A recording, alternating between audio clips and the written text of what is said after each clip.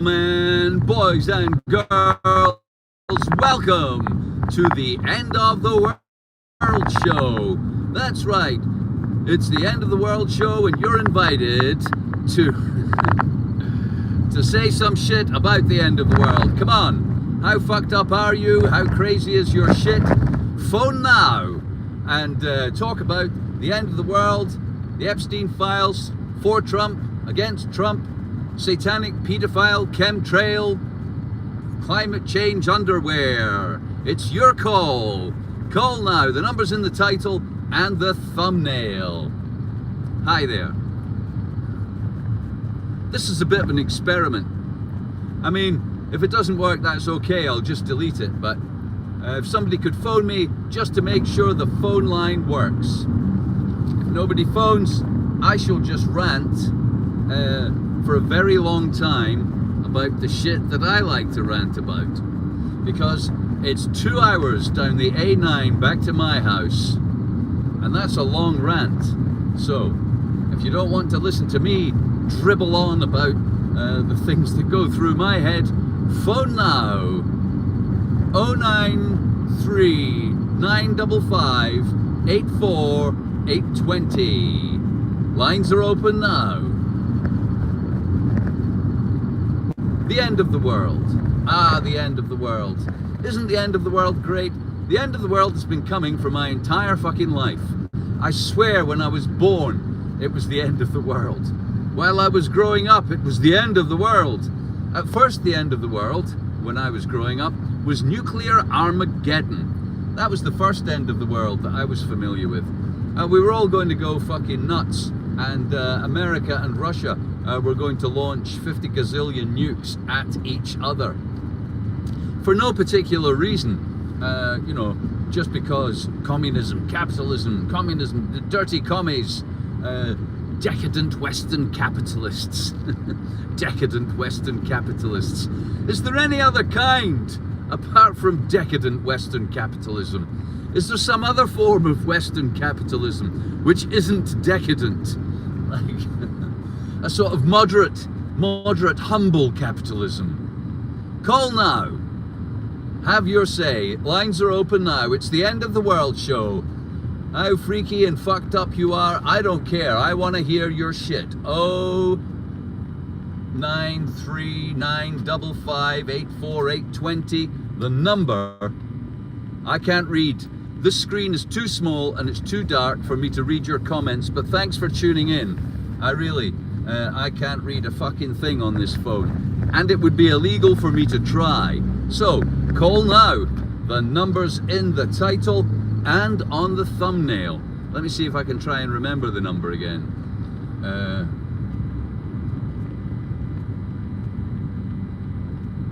079 955 84820. There you go. Call now. Have your say. Let the world know what's going on for you, where it's going on at. Do you believe it's the end of the world? Do you not believe it's the end of the world? If you don't believe it's the end of the world, I'd like to hear you explain how we can go on doing this shit for much longer. Honestly, we have peaked. This is peak fucking peak. Take a peek behind the peak and have a peek.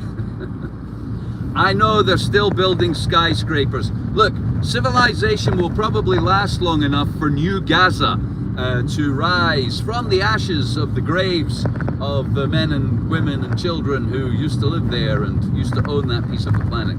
Sure, they're building a motorway through your old neighborhood. Sure, we'll get to the moon again, you know. Sure, all of that shit's gonna happen. It's not like the end of the world's gonna happen right now. Wait a minute, I don't think I've even got time to go home. Somebody phone my wife. Oh no, tell the kids I love them. No, the end of the world is a slow thing. Like a pot roast. Like you leave it on the cooker all day. Slowly marinating the consumerism and the destruction of habitat for all the other animals before it finally gets to us, like the last animal in the zoo. The last animal in the zoo, and it's humans. And how did we manage to be the last animal in the zoo? Because we ate all the other fucking animals in the zoo. Now, I'm not saying consumerism was a bad thing. I have more guitars than I can play at once. No, what I'm saying is that industrial consumerism was a bad thing. Consumerism's not a bad thing if the guy next door to you makes tennis rackets and you buy one because you like a game of tennis. No, consumerism's a bad thing if like 3 corporations own all of the important resources on the planet and they pretend like there's 200 countries. Oh, there's 200 sovereign countries. Are there 200 sovereign countries? Most of the countries on the earth are part of one block or another of the giant corporatocracy that we live in. And there's no escape from their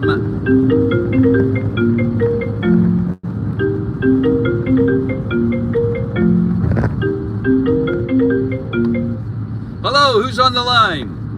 It's Christy. Hello, Chris. How you doing? Can you hear me okay? I can't hear you. I've just switched off my laptop, so I don't have any. Oh, we've got some feedback. Ah, right. Okay. That could be a problem. Well, okay, I think it's your end. Yeah, you sound fine here. I've got no echo, no feedback, nothing at all. I've got your voice, my voice, no problem.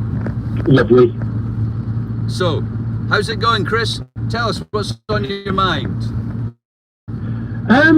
Nothing much. Just living rurally in North Yorkshire and having say, the apocalypse.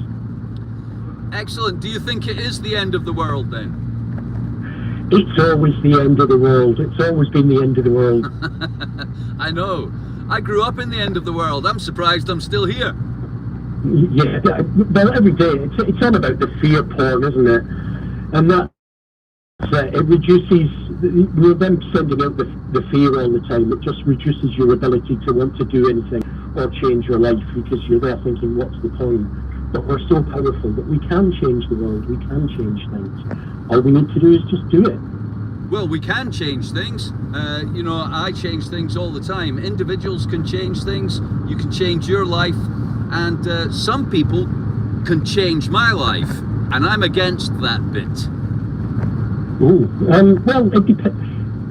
Yeah, I mean, people that think they have authority, people that think they have control. Yeah, aye. Systems, conformity, compliance, obedience, that kind of change. I'm against that. Yes, I'm with you there. They have no authority, no right, and no relevance in my life.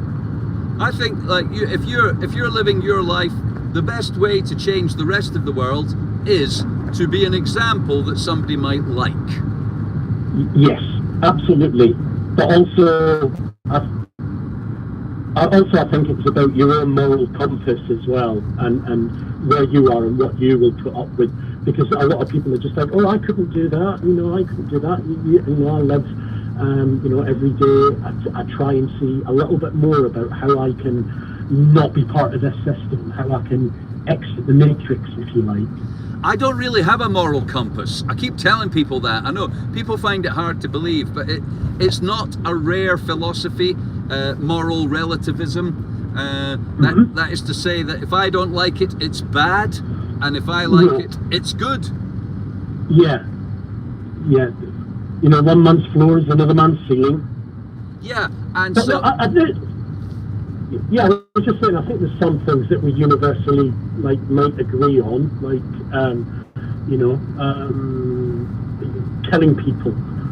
That's probably in the list with the red cross rather than the green. No, I have a long list of people that, you know, if I could wave a magic wand, they wouldn't be here. In fact, I'm broadly in favour of about 7 billion people going away. No, I am. I mean, I'm not even joking. I fucking am. You know, I don't know if you know, but I am spiritual. I'm the spiritual leader of all life on Earth.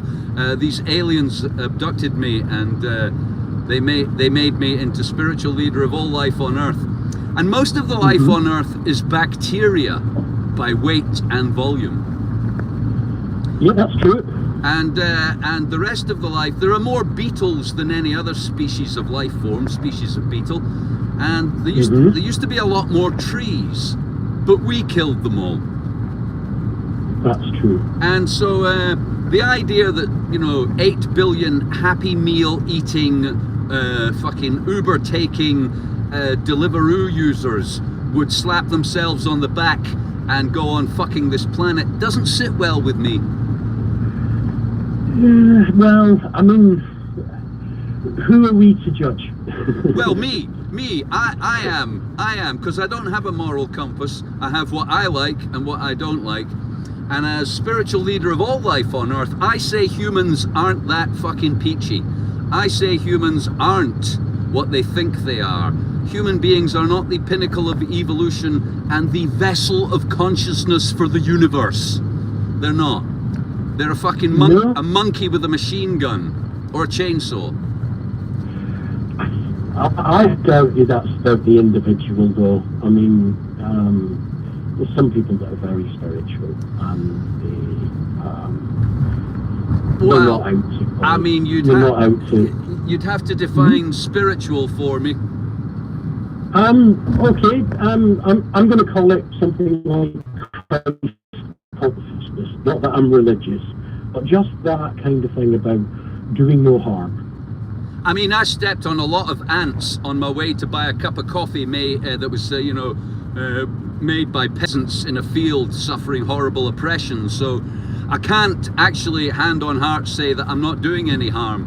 In fact, my van, as I explain to people frequently, my van runs on Saudi Arabian tyranny. Every day I have to go and pump some more Saudi Arabian tyranny into my van so I can get to the gig, play some rock and roll and smoke a fat reefer. So I don't think I'm doing no harm. I'm a very harmful person. We all have blood on our hand. You could do better. I could have more gigs. I hope you do get more gigs. But my point is that it's not possible to live without doing harm. That I live, in fact, I'm pretty sure, nearly all life on this planet and all the other planets where there is life exist by consuming other life. I had a nice piece of pig for my breakfast. And I've got an apple here. I'm going to eat it soon. It was alive. It still is, kind of.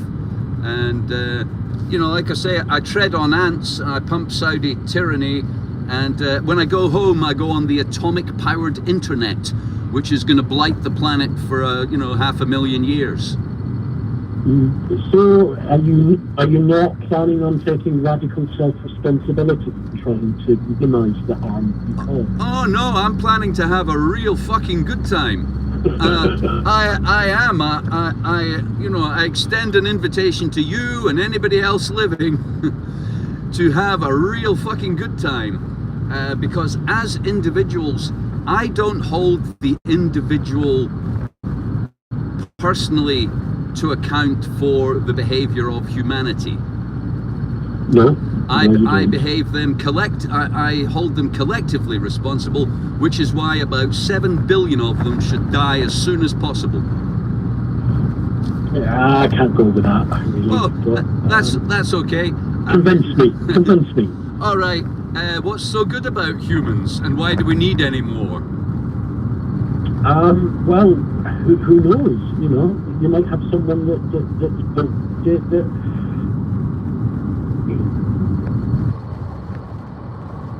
Hello? You might have somebody that does something rather than Uber Eats. I mean, that's not a strong argument, Chris. I'm just saying, given what I'm proposing is 7 billion humans immediately fucking disappear. How many people is there?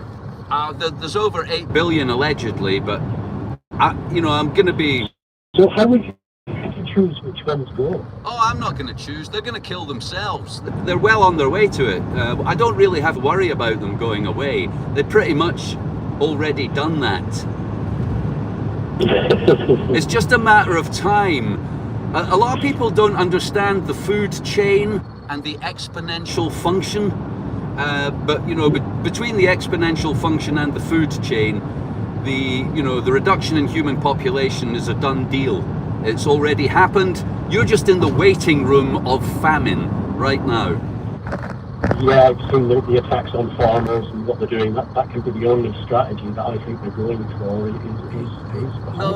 No, they won't. Famine. No, they won't need to do that because, and here we go. I'm going to open the Pandora's box. Climate change has already happened. It's just not evenly distributed yet. Explain.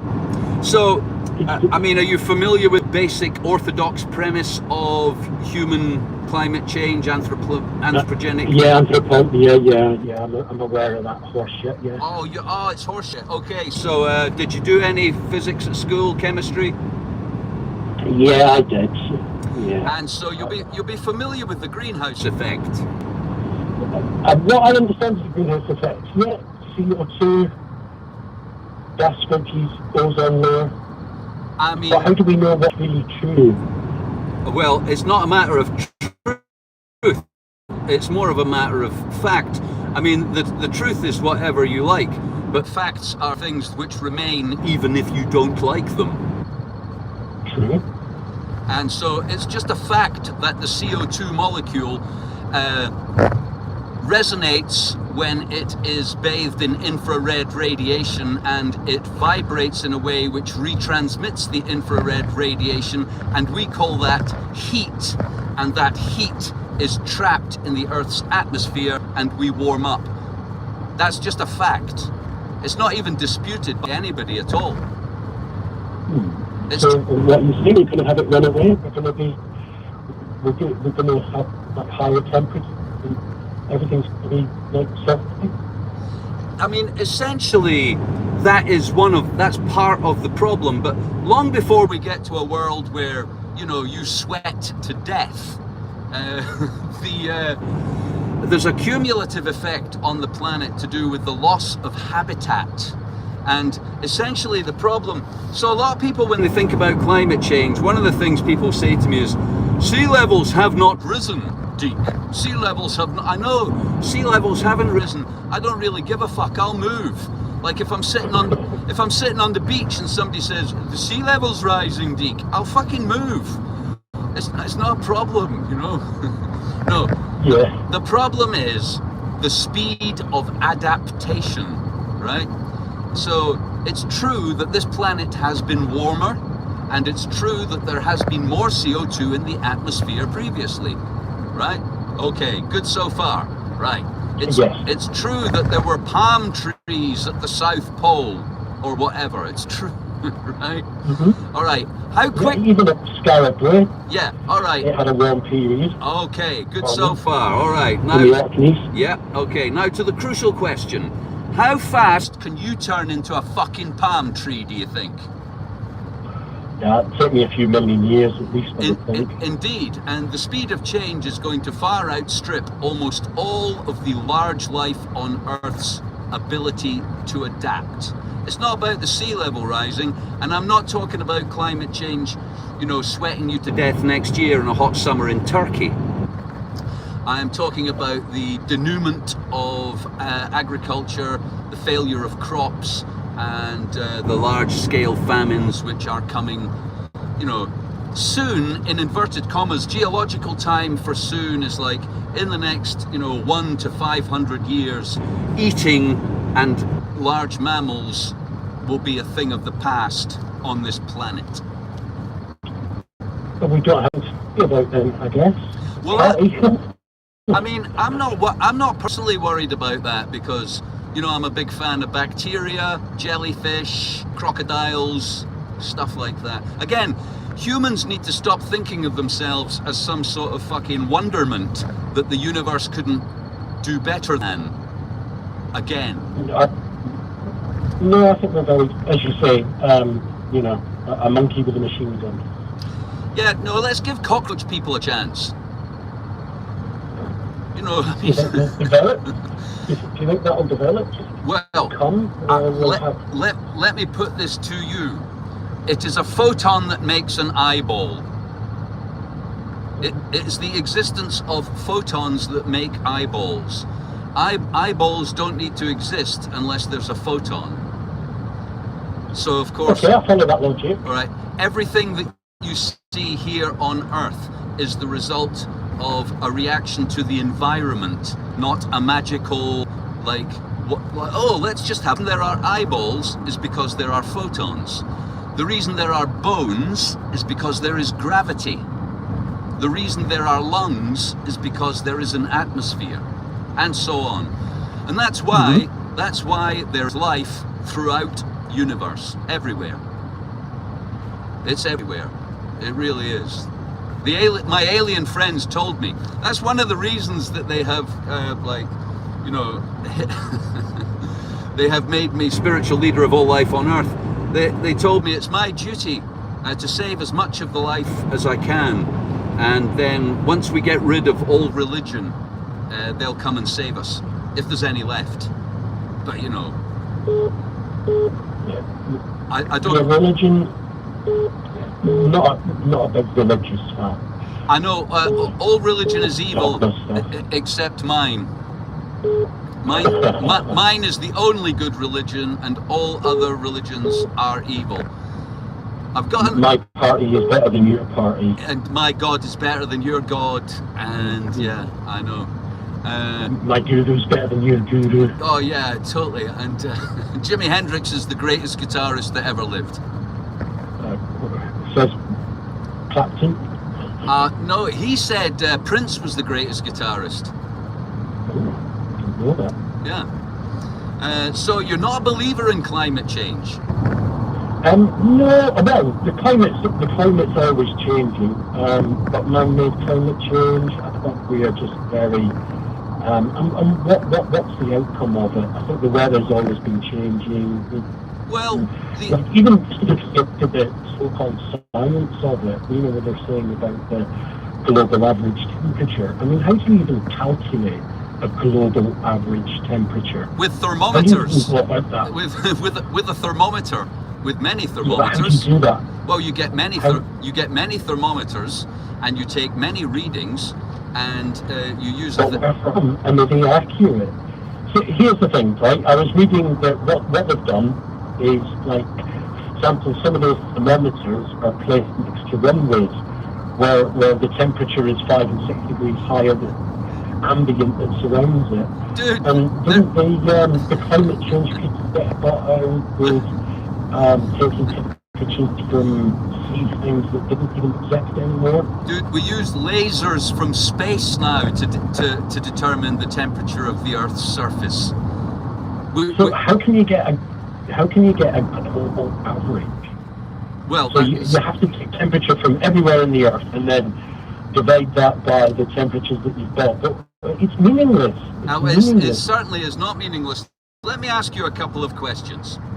Okay. How does your phone work? No, it's magic. No. It's magic. I was just about to tell you, Chris. I was just about to tell you. Those people telling you that it's science, they're crazy shills for the fucking the Nazi world order. It's magic, I tell you. It's totally magic. Your phone is completely magic. There's no science involved at all. How could it possibly work? I have no idea. You have no idea, but you're a total expert on atmospheric chemistry. No, I know very little about anything. Well, you're far from me to put it to you so bluntly, but if you don't know fuck all, then you shouldn't be so sure about anything. True, absolutely. I mean, me personally, as you were speaking about personal responsibility earlier, I personally have made it my lifelong fucking mission to know things.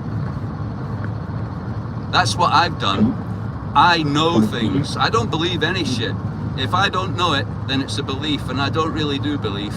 So, I'm an engineer, a science graduate, and a perpetual researcher. And that's why. That's why. I'm also a science graduate. Right. All right. So tell me the 4 layers of the atmosphere. Wow, that takes me back. I wouldn't. Ionosphere, stratosphere. I have no idea. Ionosphere, stratosphere, thermosphere. Oh, thank you. And gosh, there's one missing. Yeah, but they're just labels. Just labels. Well, I mean, you have this bit, then the other bit. And is it defined by pressure? If words don't have any meaning, we might as well make baby noises at each other. But we get labels, don't we? That's how we know a cat's a cat. Or a dog's a all right, dog. and so, well, okay. So what are the constituent gases of the atmosphere? Oh, well, you're hitting me now. All right, so Let's go for the obvious. You want me to name them? yeah, I mean, I'd like you to be familiar with them if you're going to say the so-called science. People who say the so-called science should be familiar enough with the so-called science to Okay, I'll give it a bash. Let's have a go. Right. As far as I know, the biggest thing is nitrogen. And we have loads of other gases, CO2, oxygen, and I'm probably that's because I go. And I couldn't tell you the percentages. All right. It's very nitrogen, oxygen, the noble gases, some CO2, lots of water vapor. So, have you ever read a news story, Chris, where two old people fell asleep in their conservatory and died? No. You've never read that. You've never seen the safety warnings about ventilating your conservatory. No, I don't even. Yeah. So they just it's so sealed in there that they died from the CO2. And what about the dogs that die in cars on a hot day? Is that because of the oxygen, or is that just because they become overwhelmed by the heat? It's the heat, and how is it? And how did the heat get there? Infrared, I guess. That's right. It's the same process which is going to kill most large life forms on Earth eventually, sooner or later. And you don't have to worry about it. You can party on for a while yet. But it's already happened. It's not something you can change by doing net zero. Net zero is a fantasy, not going to help. It's already happened. Because there's a significant time. Think of industry. Think of business. Man, let me put one more thing to you. Let me put one more thing to you before we end this call, because I'm getting low power on my phone. I'm going to have to pull over and swap the charger. Okay. All right.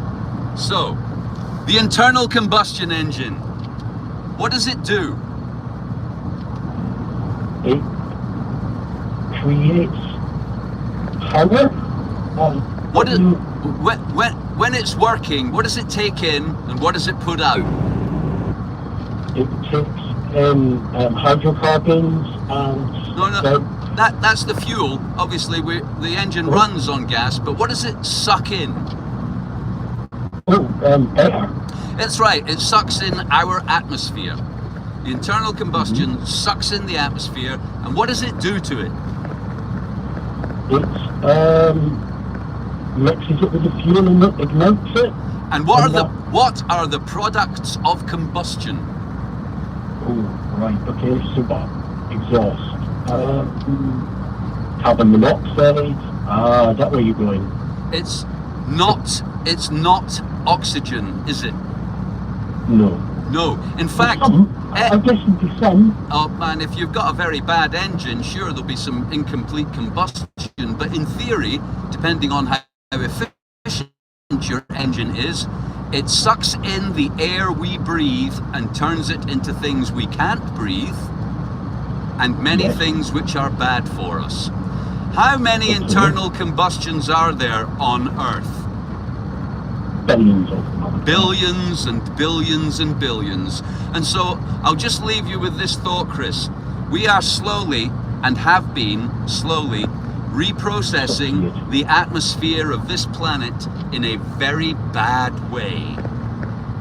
But doesn't the biology, so like brain cells and things like, don't they clean things up by taking in the carbon and reprocessing?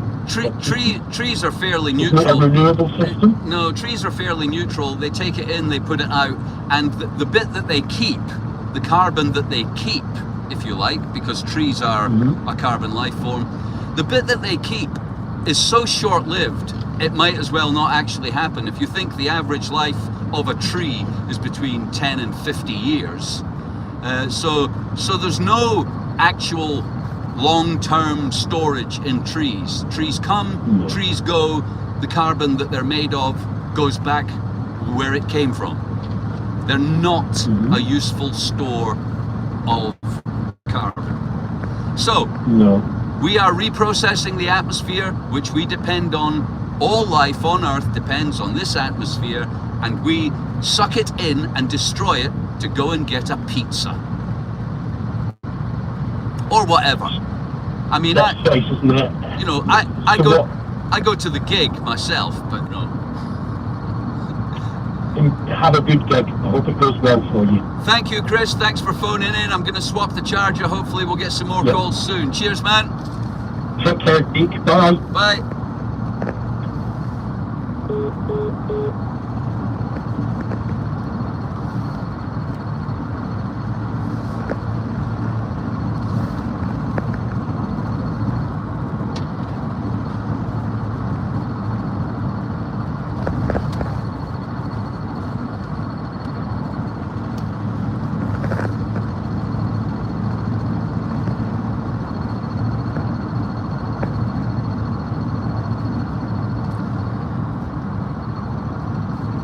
Oh, it's gone a bit dark. I had to turn the lights off so I could see the road and not crash and kill myself. I'm gonna pull over, swap the chargers.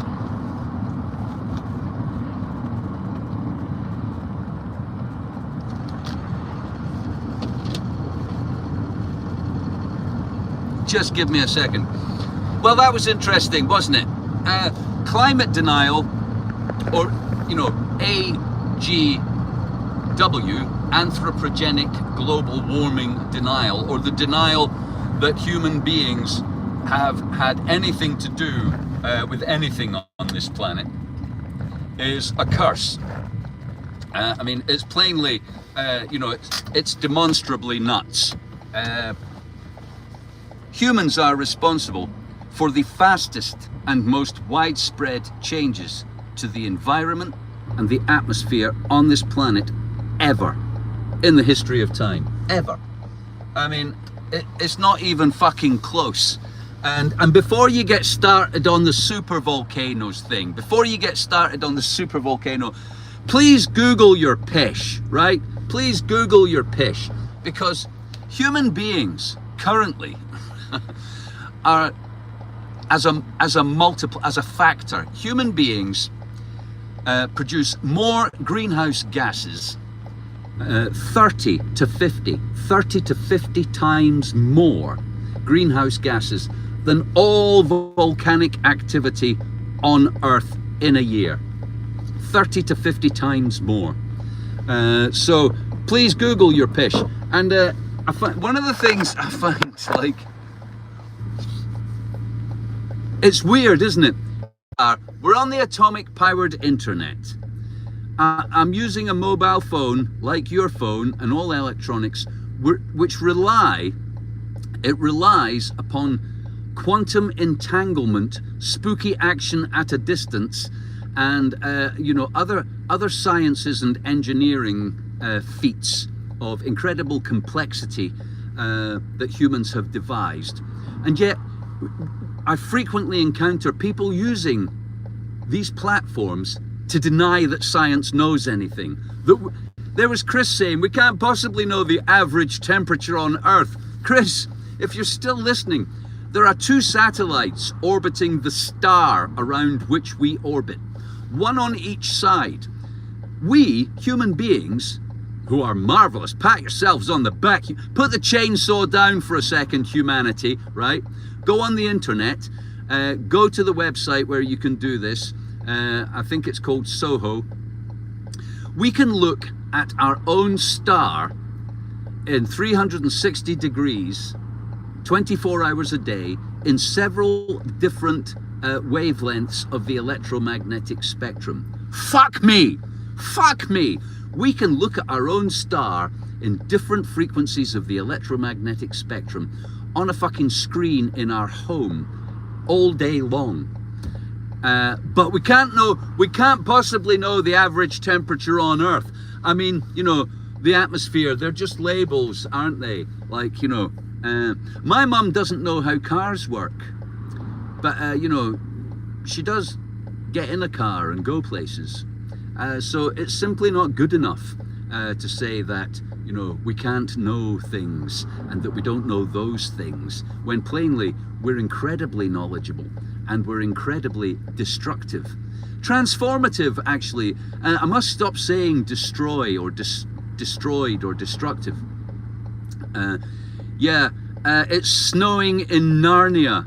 I hear that all the time. Dude, it's snowing in Narnia. Yeah, I know. So internal combustions can't possibly, like, poison people to fucking death. You know, like the depressed salesman with his exhaust pipe from his car. He's not gonna die because we can't know things. Oh, no, you can't die. All right, so I have swapped.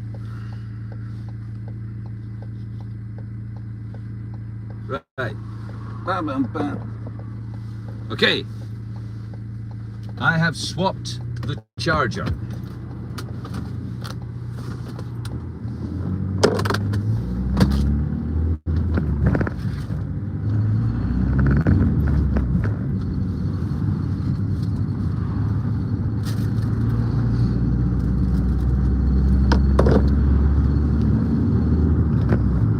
Okay, and I'm back on the road. All right, well, that went well. I mean, as far as, you know, an experiment in telecommunications goes. Would anybody else like to phone in and, you know, give us your pish, tell us about the end of your world, why it's not the end of the world, what kind of end of the world you would like to see. This show is sponsored by the astronomers, the greatest religion in universe. I have been reprogrammed by aliens to save the planet, fight the war on Moron, and travel to the stars. I'll tell you the story of that just while I'm waiting for another call, you know, if that happens. I've got about 45 minutes to go to this place where I can get a cup of coffee. So I'll do that, right? Hang in there. Okay, so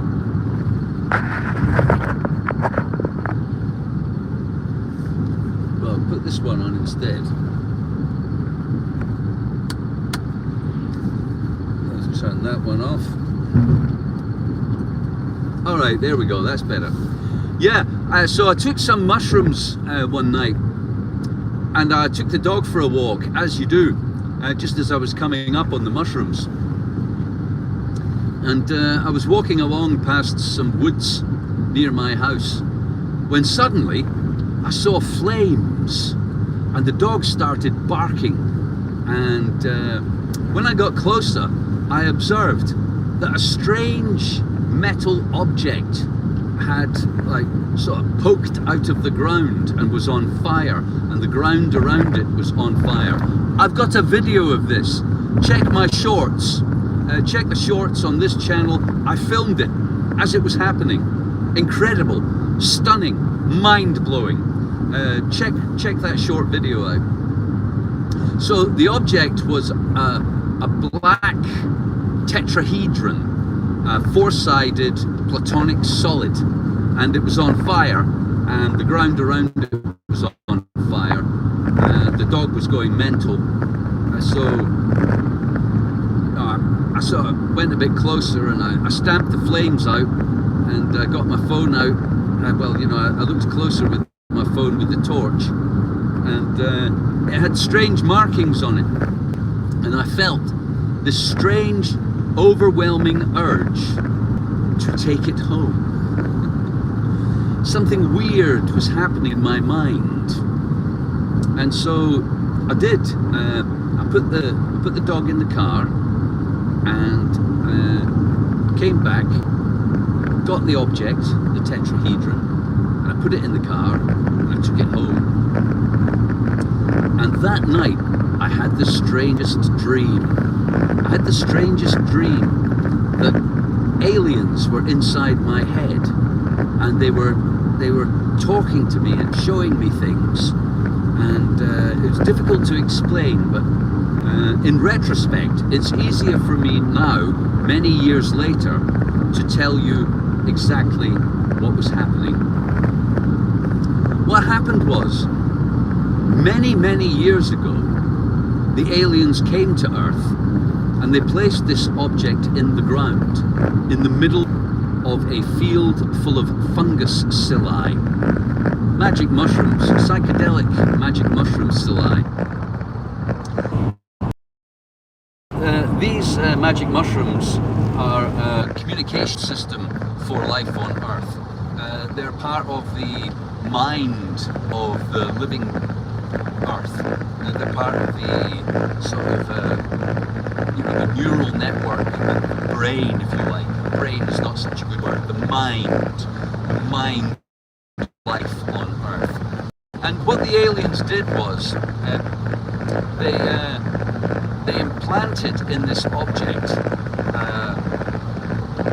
a message, a collection of experiences which would be transmitted to the right person when the mushrooms selected the right person. Now the mushrooms had to know that they were picking a person who could do what the aliens wanted. And so finally, after many years, the mushrooms chose me. And they chose me to be the spiritual leader of all life on Earth, and to fight the war on Moron, to save the planet, not necessarily you, humanity. You might not make it. To save life on Earth, to fight the war on Moron, and to travel to the stars, in a nutshell. Well, the next day, feeling very strange, I looked at the object in daylight, and it was cold to the touch, and I looked at it, and I saw that there were markings on it, and I took photographs of the markings, and then I took rubbings of the markings, and I looked at the markings. And if you go to the Astronomer's Facebook page, you can see these things.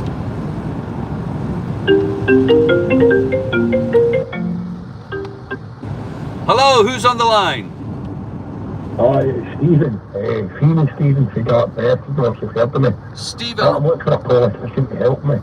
And I know you used to get the Landless Peasant Party chairman. Oh yes, I did do that. So all my politicians have failed me, and I'm wondering if you can help to mediate for me. I don't think so. I've given up politics and entered religion. And I thought you didn't believe in anything. Well, I mean, I don't, but the aliens who have taken me over, they've given me a mission, and now I'm kind of compelled to do that. But yeah, politics is a dirty business, and politicians are by nature liars. There isn't a politics. I've noticed that. Like, I'm getting into this religion thing, but I'm a bit sort of unimpressed by it. The aliens sound something like that. I think there's like a sort of like sacred starry sky that's all around us, and sometimes it doesn't have it. But I don't know if that's got anything to do with religion.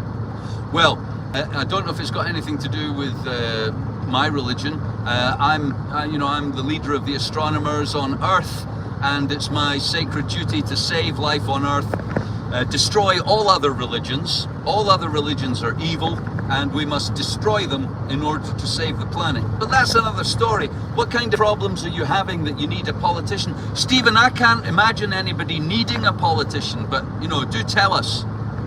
No, but I used to believe in Santa Claus, but I used to believe in politicians as well. Oh, And but when I was a kid, like, I thought like politicians were going to like, could you get the police and they're the good guys, and then the politicians, they must be the really good guys because they tell the police what to do. And I've got to the point where I don't have any human rights, and I don't even have any legal right to claim against the lack of human rights. And I'm wondering if there's like a politician there that will speak to me in a way that isn't for lies, you know. I would tell me straight my facts, you know. I would. Excuse my language, I'm on your show. I would bet good money at the bookies that every politician that you encounter is a lying psychopathic scumbag. I would. So what would you suggest the future is? Wait for what flying saucer to come and pick it up? Yeah, well, something like that. I mean, you know, there's a long way to go. If humans want to survive on planet Earth much longer, the first thing they've got to do is get rid of all the other religions. They've got to get rid of the Christians, the Muslims, the Jews, the Hindus, all these religions, not the people. I'm not talking about... Just to be clear... I think they've all been, like, taken over by politicians. No, all religion is evil except mine, and the religions that are currently on Earth, these institutions must be destroyed. We must do we must do away with them.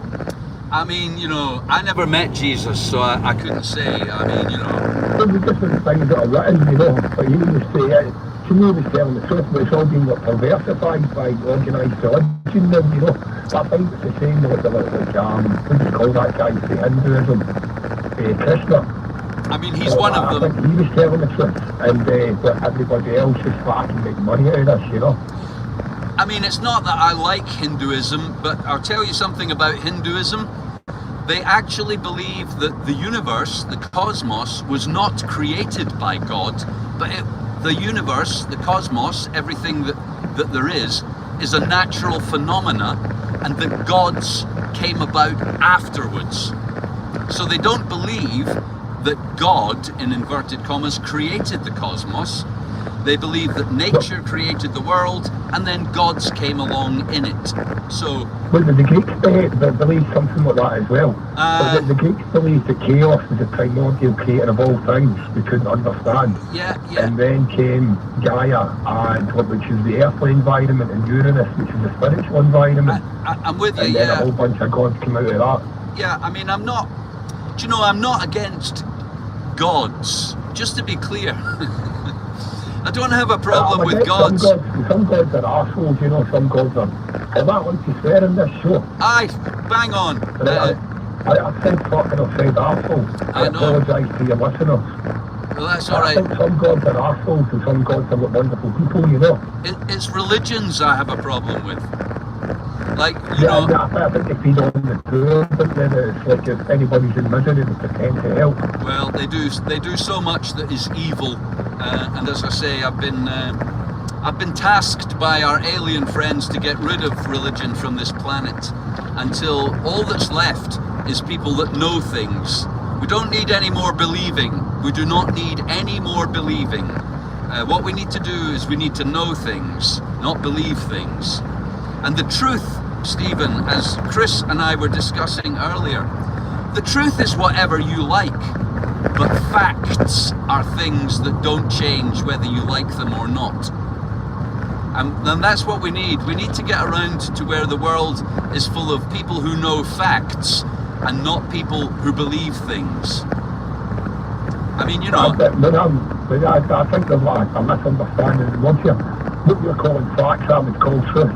And what you're calling truth, I would call factual. When the television says something, they say that's a fact. But when the television says something, it's like, well, that's somebody's bullshit there. I mean, I would like to, you know, we should definitely define what we mean. So the truth is, you know, I don't like celery, right? I don't like celery. I'm telling you the truth. I mean, some people like celery. For them, they would say, celery's really nice. And when they're saying that, they're saying the truth. You know, that's the truth. My truth is I don't like celery. Your truth, but we could both agree that there is something called celery. That there is celery. But we've got a subjective view in celery. So I agree that the colour of celery is bright orange with white polka dots, because that is, we could say that is the truth. It wouldn't be my truth. It wouldn't be my truth. Well, it's a fair bit, I could be just a total lie that I made up. It's not even a subjective truth. Right, so it's just lie, the objective truth is obvious. Aye, so I maintain, and I will state, and I will argue, in fact, I will say it is the truth, right? Here's a combination of truth and fact. There is an objective reality which doesn't change. It doesn't change no matter what you like or don't like, or what you lie about, or what you say, or what you believe. There is an objective reality. Now, yeah, but that's what you're calling fact. That is a fact. Religion conceals objective reality. I mean, religions. Yeah, I mean, some religions are. They don't mind whether you disagree with them or not, as long as you're faithful. As long as you're faithful, you may or may not. So fundamentalism, to create a difference between people who are Christian and Christian fundamentalists, they're not the same thing. If you're a fundamentalist, you must believe the earth was created in 7 days, blah, blah, blah, blah, blah. But there are Christians who don't believe that, and they still call themselves Christians, although I would say that's fucking nonsense. If you're a Christian, you have to believe the whole stupid thing. Otherwise, if you don't... Sorry, there you go. No, go on. I was going to say, when I'm reading like the gospel, right, and I read what Jesus says, right, that to me didn't make a lot of sense at the time, but when I read it, it was like he's telling the truth. And the whole story is it's kind of like what's going on in the real world. You know, there's a whole bunch of bullshitters, and then there's one guy that's telling the truth. And in the modern day, you've got all these religions, and if they know the truth, they don't tell it too easily. And I think they're all telepathic, basically, either broadcasting or receiving. And what does that have to say about creating God, you know? I mean, as far as Jesus goes, just so you know, I personally, if Jesus existed and he was saying the things that Jesus said to me, you know, if Jesus was there in front of me and he said those Jesus type things that Jesus says, I would tell him to fuck off, because the things that Jesus says are pish. First of all, Jesus would maintain that my children were born sinners. That's fucking rubbish. It is. I don't think Jesus didn't say that at all. Oh, he did. You know. Well, on the gospel, I think he just mentioned it. I've seen people saying that it says in the Bible this, it says in the Bible that. And then it doesn't actually say in the Bible that at all, you know. No, I've read. I think it's sort of misunderstood that people that perversify what we've actually said Bible. I've read the Bible, and Jesus has got quite a lot to say about sin. And if you've read the Bible, I'm sure you would agree that he does talk about sin a lot. Let he who is without sin cast the first stone, etc. And the idea of sin is it's a moral abstract that sick and unwell people come up with to either justify cruelty towards other people or themselves. There is no such thing as a sin. There is no sin. There are choices. There are choices to make. Surely a sin is an injustice, but if I'm like, there's a wee dog there, so if I kick that wee dog just for the fun of it, I've committed a sin there, you know what I mean? I've committed an injustice, even though it's a wee dog, doesn't equal right. I've done an injustice to it, you know. We would have to, again, define arts. Let me ask you a question. Go on. If some aliens appear up in Earth's orbit, they haven't landed yet, some aliens appear in their big spaceships, like, you know, Independence Day, and they tell the people of Earth, we're really, really powerful aliens, and we've come to Earth to kill you all, suck your brains out, and harvest all the water on your planet. Fuck yous all. are they bad? Well, from my perspective, definitely, because I need to know what I'm quite like having my brain not sucked in. Indeed, and it's From my perspective, I'm say evil, but I suppose that must be some sort of critter that's getting into it. And a chicken runs to a fox, it starves the fox to death. And the fox eating the chicken kills the chicken, so from what perspective, from Ail's perspective, we are kind of like something like for harvest, you know? Yeah, I mean, as far as I'm aware, nearly all life everywhere exists by consuming other life. Now, from my point of view, if I was an alien and I'd been on a very, very long space voyage and I was really hungry and I came across a planet full of really tasty brains, I'd be right there for a fucking fried brain roll with brown sauce, please. So do you believe in vampires? No, like human-like creatures? I mean, I don't. Humans. Metaphorically, I believe. Metaphorically, yeah. But I don't believe in vampires in the Hollywood sense. Although I am. No, but in the sense of like human-like creatures that are fucking in the blood of other humans, and by doing so, they are not. They're kind of like aliens that have come to like suck our brains out, you know? Yeah, man, I feel people trying to suck my brain out every fucking day. I really do. The planet is full of, if you like, leeches trying to get something for themselves from other people. Unfortunately, it's not even unfortunately, it's just a fact, I have to eat as well. I had a piece of pig for my breakfast this morning. It was very nice. I enjoyed it. The pig had to die. I ate the pig. And I'm going to have an apple, which was alive as well. And as I was saying to Chris, who phoned earlier, when I walk across the grass, I'm treading on ants and killing them on my way to, pick up a pizza. So it's not possible to live without consuming other life. And so I don't consider it a sin for me to be hungry. What was that? Vegetarianism, but I've never tried it, but apparently there's a group of people that reckon they can get by without eating anything. There was somebody put to the test that they did have a 3-week trial under observation, and the person failed because they ate a quarter of a chocolate digestive biscuit within a 3-week period. That's all they had to eat for 3 weeks, and they said they failed vegetarianism because they ate a quarter of a chocolate biscuit within a 3-week period. And I just thought, okay, it didn't quite work, but there might be something to that, you know. Aye. I mean, I don't like the idea that I'm killing the plants, let alone the animals, but it just seems that that's what I do if it takes survive, you know. I think there's a difference between hunger and cruelty.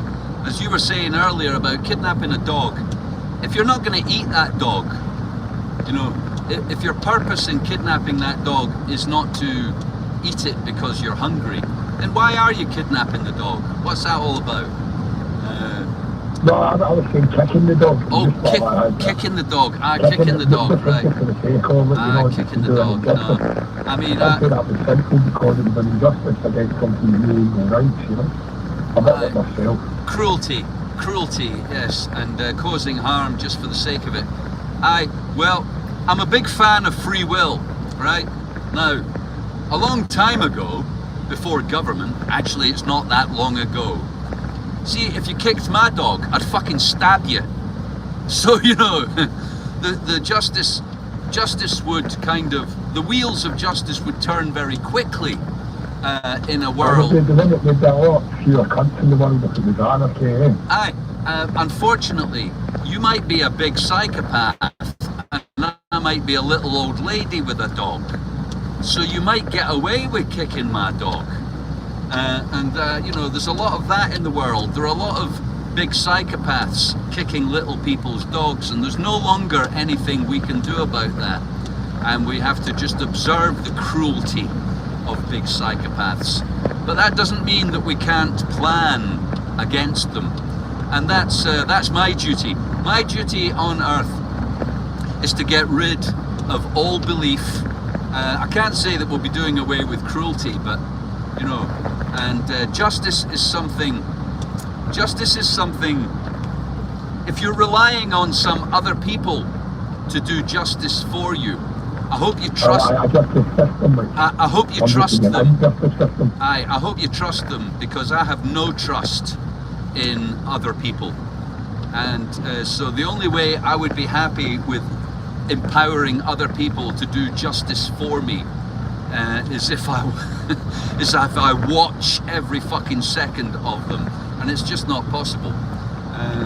So. Well, but you've always got all these surveillance cameras at the windows. They could come in the opposite direction and start, like, you know, the people that are providing justice. That's an excellent idea. That is an excellent idea, and I'm glad you've mentioned that, because I would like to let everybody know, right? And you can Google this. Do you know lie detectors are 90% accurate? No, I don't think so. I know. Go and Google that. Lie detectors. Yeah, like Google says it, I think there's a new version of television. Oh, well, all right. When it first came out, it was a great search engine, but now it's just like a propaganda machine. I mean, it's just I guess it's just a way of saying, do some research, look into that, look at multiple studies that have been done and conducted, look into that. They thought that fingerprints is 100% safe and effective for the decades, and then it worked out that it's 100%. Alright, I mean, I am familiar with all the flaws of the objective reality attempts that we've made. So, but let me continue with that thread for a second. Just come with me in a world where lie detectors are useful, yeah? Right? So let's imagine a lie detector is a useful thing and that it's 90% accurate, right? Why don't we have one on our television? Because, you know, even the voice stress analysis, all right, to be 90% effective, you need to have somebody's pulse, you need to have physical contact with their skin, right? But voice stress analysis is about 60% useful. Why don't we have a lie detector on our television? So every time... You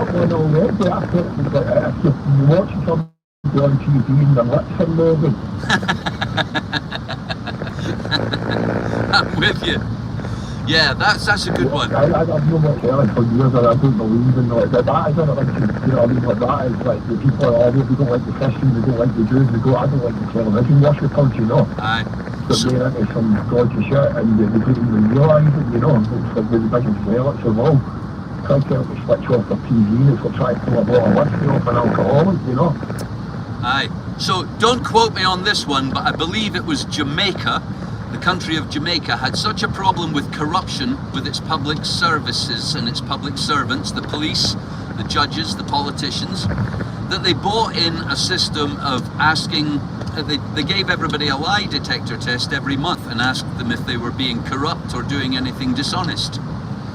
And they found that lots of people were, and they got rid of them, and they kept this system of lie detecting, and now they have very little corruption because they check. And that's what I mean about the justice system. If nobody's checking, for instance, I mean, I'm sure you're aware, Stephen, we let the police investigate themselves in this country to see if they've done anything wrong. Oh, well, the fucking hell. I look forward. See, if you arrest me, I'm going to suggest I investigate myself. I tried to get myself arrested in order to get a case brought before a court because the crimes being committed against me. They should take a report off me like 2 weeks prior to me committing the crime so that I can get arrested with the mitigating circumstances or a crime being committed against me. And instead they just think, oh, that's a van, we'll take it to court. They just ignored it so they could protect the people committing crimes against me. Aye. There's no justice, there's just us.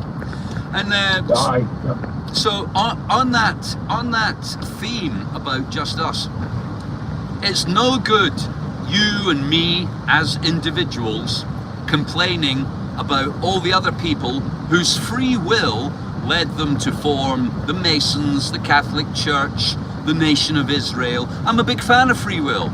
If you want to form the mafia, the Masons, the Republican Party, or the Democrat Party, or the Tory Party, whatever, right? I'm a big fan of free will.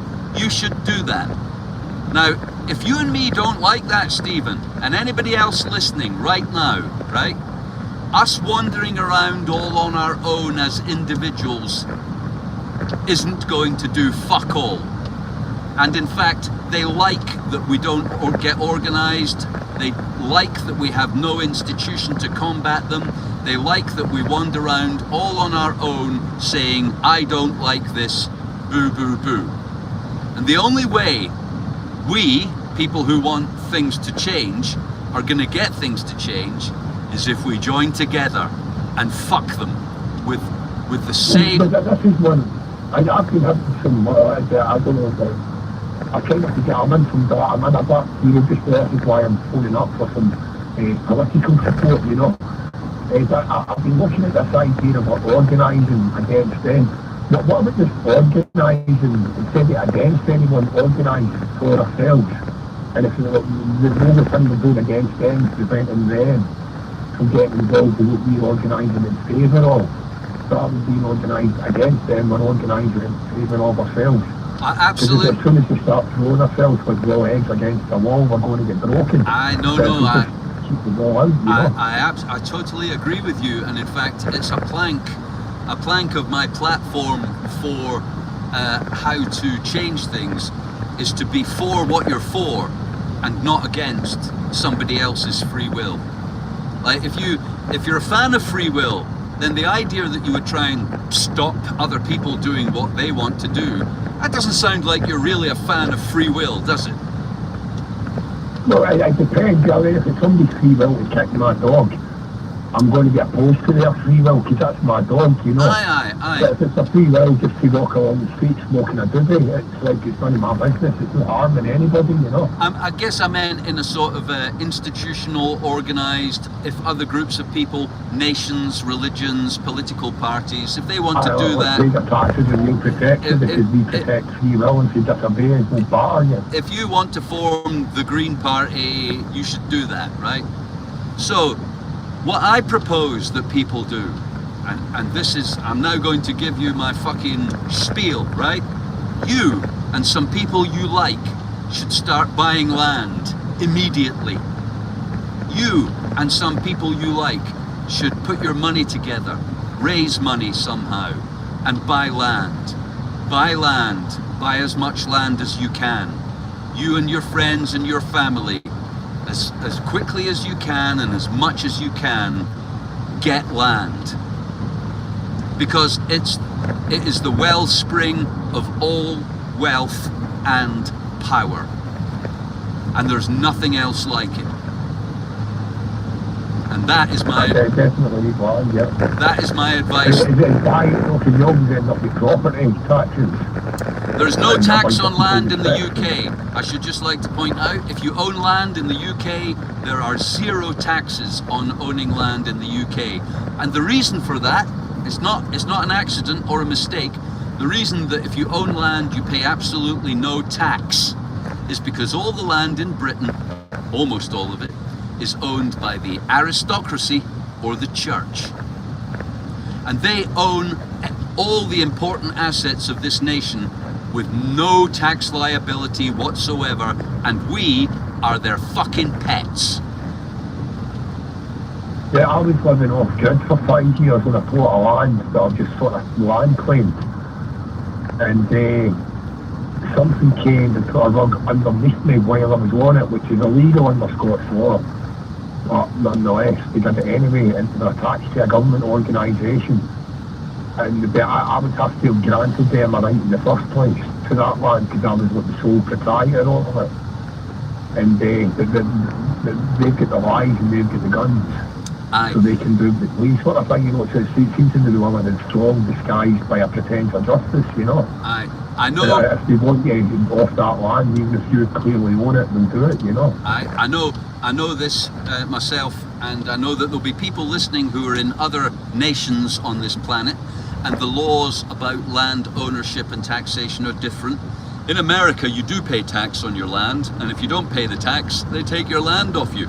So, however, that doesn't change the fact that having land grants you certain powers and freedoms, that not having land you don't get. And so whatever the circumstances, whatever the means, whatever the environment in which you live, where land ownership comes with legal liabilities or ramifications or difficulties, it's still the best thing to do. It's the best thing you can do for yourself, your family and your friends. Get together, put your money together, get land. Right, I'm approaching. I've kind of got one, but I can't see this. I moved off the land because it started out as a community project, and I'll wait to hear this. This is about the worst stuff ever, right? So everybody was into like get off grid, and it's like I think we need to buy land, and it turns out under the Prescriptions and Limitations Act, if there's land that nobody owns, you can claim it so long as there's no buildings on it. I know this in Scotland, yeah. And just conforming to that specification, and we just look so lucky. And it's like, guess what, guys, we've got land. And alright, okay, so you come to live on the land then. It's like, oh, I can't just now. And right, okay, I'll come and I'll live on the land, and we've got it claimed then. And I waited for 5 years and nobody came, you know. There's a website called Diggers and Dreamers. And the meaning of that word is that there's some people that are prepared to dig in to start like a land project. Aye. And dreamers are people who sit there and pretend they're going to do it. Aye. But at the end of it, after 5 years, I'm just sitting there in isolation, just me and some chickens, you know. And it's like, I'm going nowhere, you know. Well, I've tried the land route, you know, I really don't know what direction they're going in, you know. I don't give up. I think what you might be referring to in Scotland is called uncontested occupation or tenure.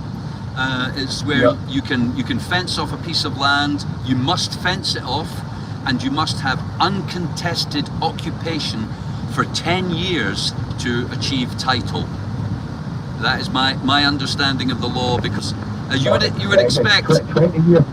10 years the land registry. Well, you can claim it through the land registry if you've got the money. I know. I think, and they'll provide that a certain fees after 10 years. But if you've got the money, you need to wait for 20 years. I know it's I know it's a process. I knew a guy. He died not so long ago, but he fenced off a piece of land in Balquhidder, and after 10 years of uncontested occupation, he did register it at the land registry. It remained uncontested. When he died, I'm not sure what the legal status of his title was, but when he died, it was considered by all the other landowners surrounding it to be his land. But I'm not sure how the land registry. Balquhidder's like it's just past Lochernhead, on the way to fucking Tyndrum. Okay. Anyway. And he died, so it's a headline to get up for grabs if it's contested. Aye, well, like I say, he'd been there over 10 years. He'd done the paperwork to get a title himself. It remained uncontested. For anybody not in Scotland, this might seem strange to you, but Scotland has in Ireland you can do it in 7 years, in England you can do it in 12 years. Aye. In a lot of feudal ancient lands, there is this sort of legal mechanism to claim land that isn't being used. But I assure you, there's nothing better than being able to buy it and have the title. That's and the second best thing, by the way, before I go, because I'm approaching my coffee stop. Right? Join the astronomers, right? And we will help you buy land, and it will be owned by a charitable religious association that you control, and it gives you even more power and even more rights. There you go. That's part of the astronomer's mission on Earth. One of the ways we're going to save the planet is by getting all of the people who subscribe to the astronomers' religion to buy the planet. And I've done the math, by the way. Here, before I go, here's the figures, right?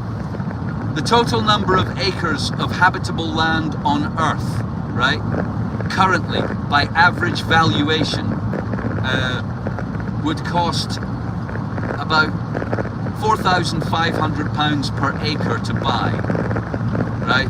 And if you add it all up, it's less money than America spent on guns and bombs in the last 10 years to buy the planet. We could buy the fucking planet for 10 years of America's military spending. The whole planet could belong to us. I'm just saying. Right, I'm pulling off now, Stephen. Been a pleasure talking to you. You know, hit me up on this channel if you want to know more about buying land as a religion. And I'll see you soon. Right, cheers, man. Cheers, man. Ta. Bye-bye.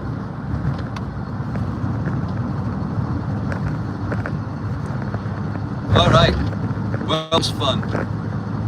I'm going to stop this experiment now because I've got to navigate a junction, a roundabout, and another junction, and I don't want to have an accident. Right, so thanks for tuning in. I hope you found our callers entertaining and informative, and I'll see you again for another End of the World show sometime soon. Have fun.